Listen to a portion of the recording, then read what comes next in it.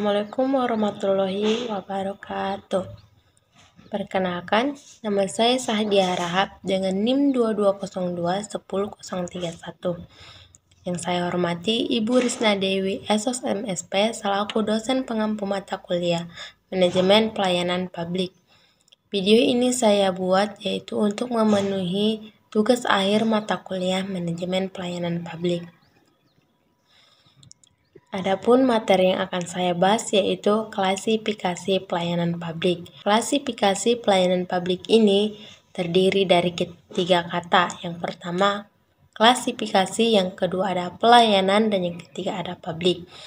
Klasifikasi yaitu penggolongan atau penyusunan data secara sistematis yang memiliki kesamaan.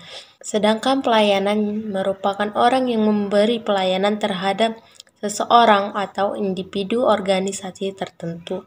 Nah, publik merupakan orang yang menerima pelayanan maupun masyarakat.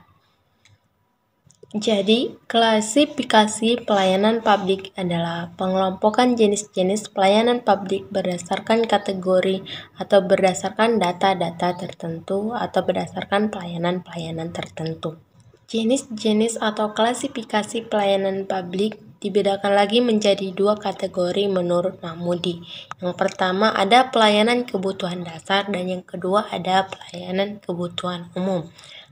Pelayanan kebutuhan dasar ini terdiri dari tiga kategori lagi. Yang pertama ada kesehatan, yang kedua ada pendidikan dasar, yang ketiga ada bahan kebutuhan pokok. Kesehatan di sini merupakan salah satu kebutuhan dasar masyarakat. Maka kesehatan adalah hak wajib bagi setiap warga negara yang dilindungi oleh Undang-Undang Dasar.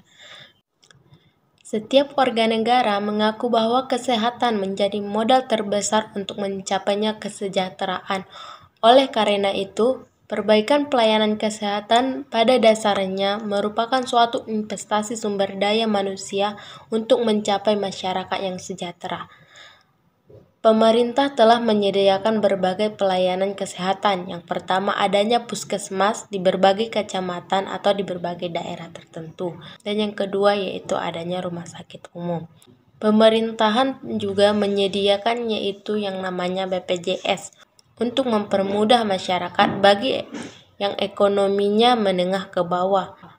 Mempermudah dalam akses kesehatan yang bisa digunakan di puskesmas, klinik, maupun rumah sakit. Yang kedua yaitu ada pendidikan dasar. Sama halnya dengan kesehatan, pendidikan dasar juga merupakan investasi sumber daya manusia. Masa depan suatu bangsa akan sangat ditentukan oleh seberapa besar perhatian pemerintah terhadap pendidikan masyarakatnya. Tingkat pendidikan dasar juga berpengaruh terhadap tingkat kemanusiaan. Pelayanan pendidikan masyarakat yang paling elementer adalah pendidikan dasar. Oleh karena itu, tidak berlebihan apabila dikatakan jika ingin mengetahui bangsa ini 30-40 tahun ke depan, maka lihatlah anak-anak sekolah dasar kita sekarang. Pemerintahan kita telah menyediakan program wajib belajar 9 tahun dan sekarang telah berubah menjadi program wajib belajar selama 12 tahun, yakni mulai dari SD hingga SMA. Yang ketiga ada bahan kebutuhan pokok. Bahan kebutuhan pokok masyarakat misalnya seperti beras, minyak goreng, minyak tanah, gula, daging, telur, dan lain sebagainya. Dalam hal penyediaan bahan kebutuhan pokok, pemerintah perlu menjamin stabilitas harga kebutuhan pokok masyarakat dan menjaga penyediaannya di pasar maupun di gudang dalam bentuk cadangan atau persediaan.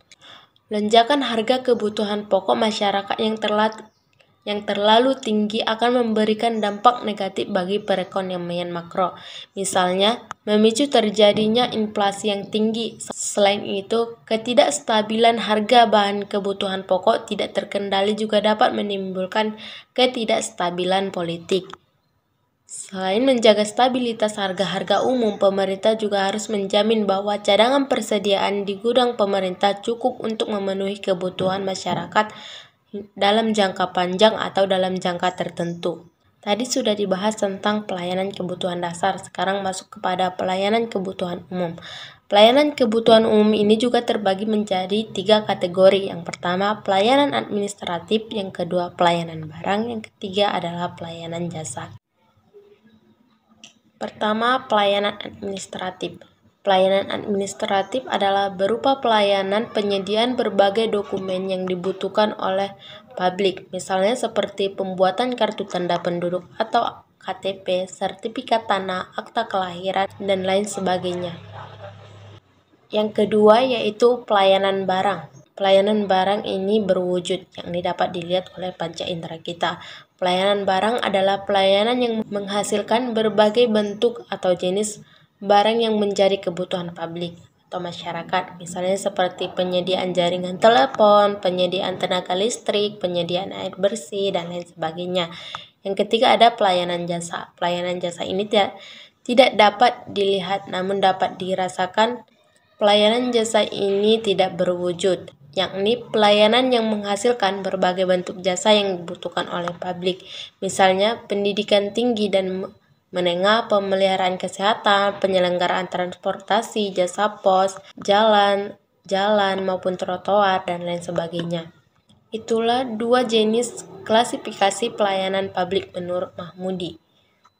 Sedangkan jenis-jenis pelayanan publik menurut Lembaga Administrasi Negara yang dimuat dalam SANKRI adalah yang pertama, pelayanan pemerintahan, yang kedua ada pelayanan pembangunan, yang ketiga pelayanan utilitas, yang keempat pelayanan sandang, pangan, dan papan, dan yang terakhir ada pelayanan kemasyarakatan.